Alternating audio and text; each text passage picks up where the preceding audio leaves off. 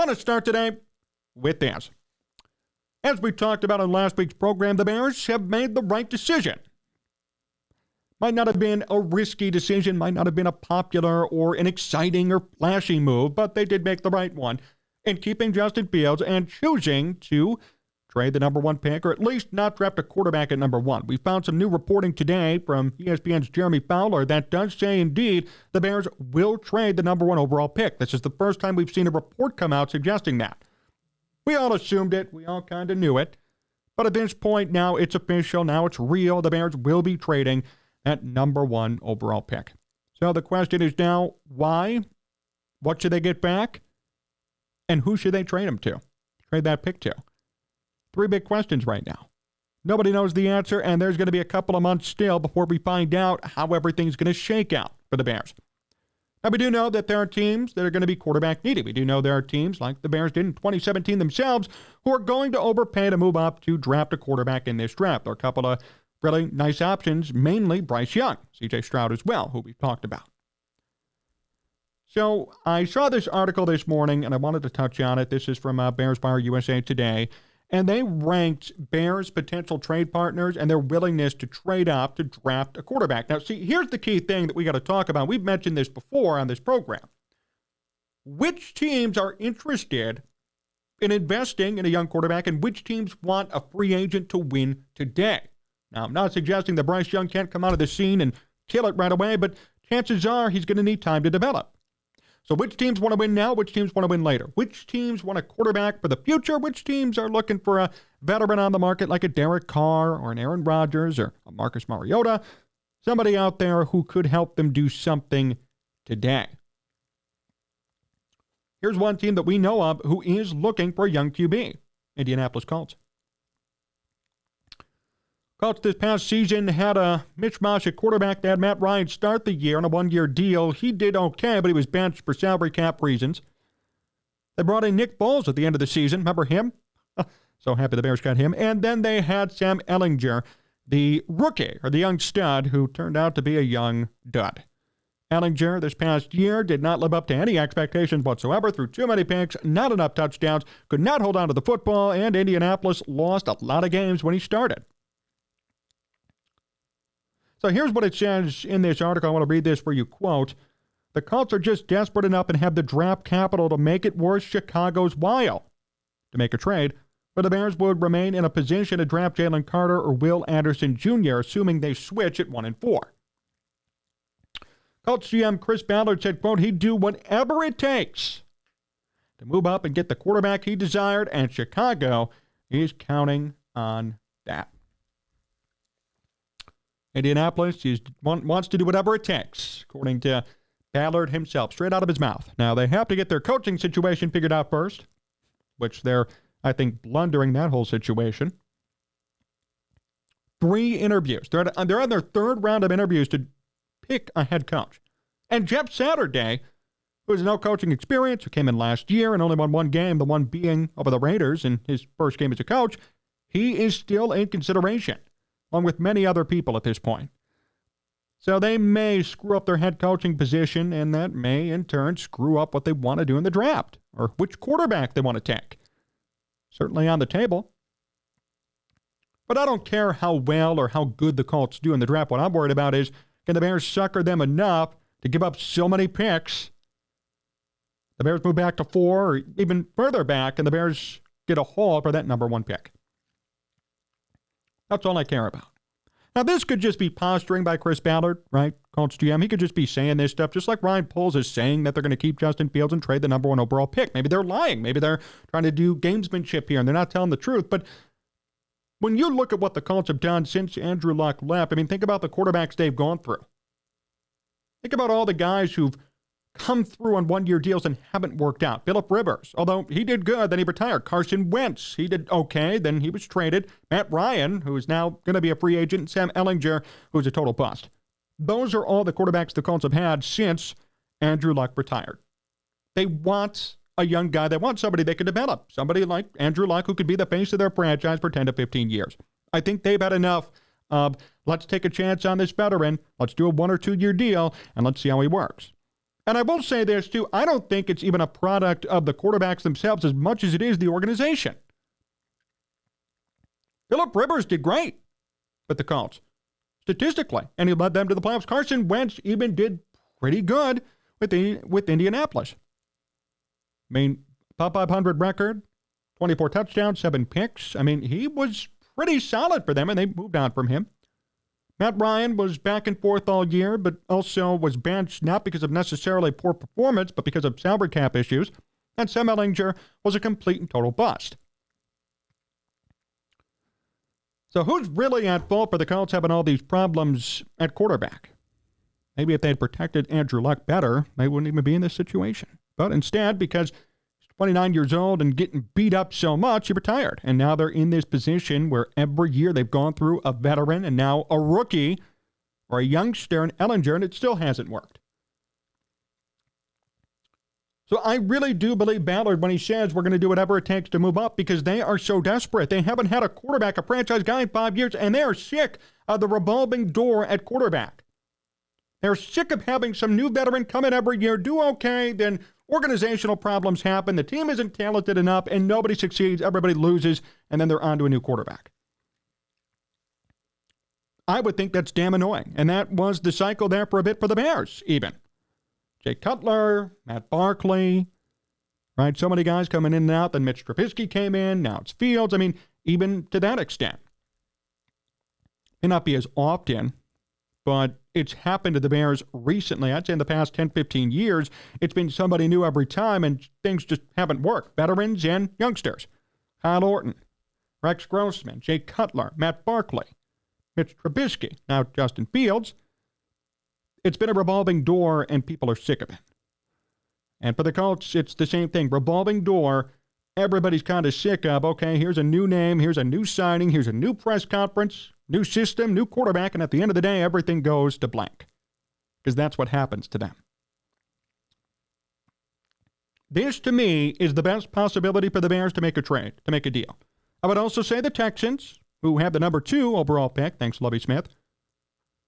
Texans do need a quarterback right now. They have Davis Mills, who has severely regressed after his great rookie year. Did better than Justin Fields or really anybody in that draft class rookie year, but really regressed last year. They got Jeff Driscoll, who's a complete and total bust. I mean, he's a career-long second or third string guy, and really nobody else.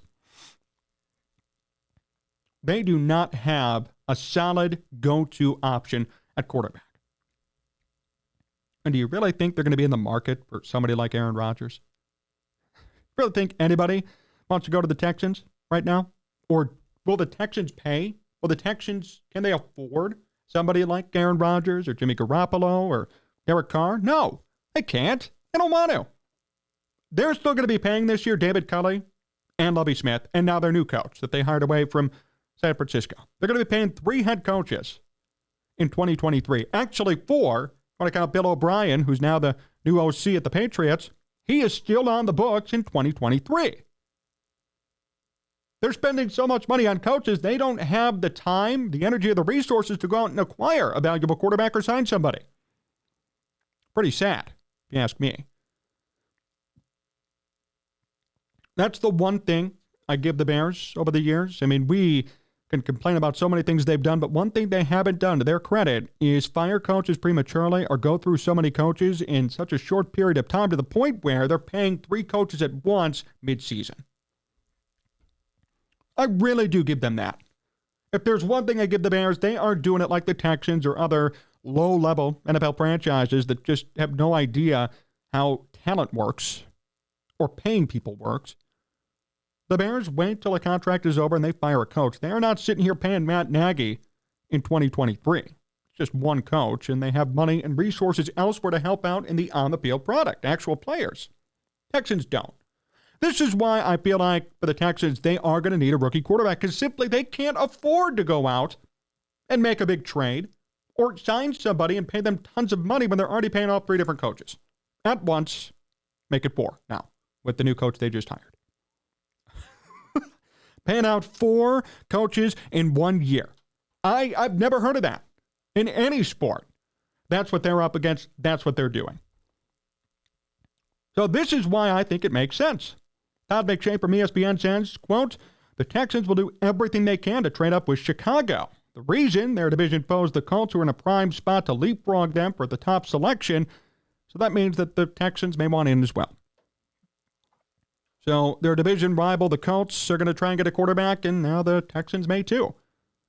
It's a battle of which team sucks more in the AFC South. Which team's more quarterback needy, at least. Here's the quote, but the thought of their divisional rival moving up ahead of them and getting their pick of a quarterback might be enough for the Texans to pull the trigger on a deal with the Bears. Here's the way I see it. It doesn't matter to me whether the Bears trade with the Colts or Texans, although I think those two are going to be the top two the Bears will trade with. It doesn't matter to me who the Bears trade with. What matters to me is will they get enough of a haul back to make it worth their while? Well, the Bears bring in enough to say, okay, this is worth it. This is what we should do. And I think the market was kind of set a couple of years ago when they traded for Mitch Trubisky. They gave up a lot to get Mitch. They gave up first-rounders for the next year, second-rounders, just to move up a couple of spots, one spot. That was it. The Bears gave up a lot because they were so desperate and so needy that the market at that time favored the Bears giving up so much just to get one more spot up. And I feel like in this case with the Colts and especially the Texans, both teams being so needy, come draft night, they're going to get desperate. And come draft night, they will mortgage a lot of their future to move up just a tad to get the guy they want. The Bears have to play this coy. If I were Brian Poles, I would be stone-faced, have your poker face on the whole time, and be ready to command a king's ransom for this number one overall pick, especially because you could use this pick on whoever you want. If the Bears wanted a quarterback, let's say, they could bring in the best quarterback in the draft class. They could bring in the best player in this draft class. Meanwhile, other teams are so desperate to get them. Right? So this is pretty serious stuff. And now we're going to really see Ryan Poles' negotiating skills at work. Now we're going to know how good of a negotiator Ryan Poles is, and that comes with the territory, being a GM. You could be a great salary cap guy, know how to stay under the cap the whole time. You could be a great person when it comes to resources or drafting, scouting. But you got to make sure that you know how to negotiate when things are tense and you're about to pull the trigger. Anybody here ever see the movie Draft Day? I did, a long time ago. Draft Day, that's real. You're on the phone the whole time. You're in your war room. You're scheming. You're trying to find out what other teams are going to do. You have a draft board. We had Randy Mueller, NFL GM, on. Now he's working in the XFL. He said the same thing. They would make like 10 mock drafts and 10 draft boards before the draft started. And they'd zero in on like 30 guys because you never know who's going to be picked at what time. This is serious stuff. So now it's going to be time for Ryan Poles to show off his talents negotiating in order to make a deal and get it done right. But if I were him, just a small piece of advice here, don't get too worried. Don't get too jumpy. Ryan Poles, you are in the driver's seat. For once, the Bears are actually in the driver's seat. They're not begging for a pick. They're not begging for a quarterback. They have the spot, and they know what they're going to do. There's no begging. There's no, I got to move up. There's no, I'm so desperate for a QB, I'm going to move up one spot and give up 4 draft picks in return. They're going to do that to somebody else now, and that's the exciting part. Stay stone-faced. Stay ready for what you need and stay with your purpose and your mission. This draft is not about a quarterback. It's not even about the first overall pick. It's about making your team better, building through the draft, and using that first overall pick to turn into 5 or 6 picks. Minimum. That's what you should be doing. So here's your chance, Ryan Poles, to make an impact, but here's your chance for the Bears to build on what you need. The Bears have many holes. We've talked about a receiver, potentially running back, offensive line, defensive line, secondary. Tons of holes. You could address a lot of that in the draft this year. You can make a real difference for your team and have impact players on the field week 1 if you play your cards right. If I were Ryan Poles, that's what I would focus on. That's what I would do. And I would make trades with teams that are extremely quarterback needy. The fact that the Colts already came out and said, we need a quarterback, we're willing to trade up, huge. Target Indy. Target Houston. as this free agent market heats up and as we see where players go target the teams that lose out on a veteran quarterback. Maybe the Jets lose out on Aaron Rodgers or Jimmy Garoppolo. Maybe the Panthers find themselves needing a quarterback instead of trying to land the big-time guy in free agency. There could be other teams that emerge that we don't know about today by the time April comes around. So at this point, it's time for Ryan Poles to do his due diligence. It's time for the Bears to get this one right. But it is good to know that there are suitors and there are teams interested. Just comes down to Ryan Poles being able to be a good negotiator. And it's going to come down to the Bears staying stone-faced and staying driven, staying with their mission in order to make a deal, get back a huge haul, and stick with their QB for the future.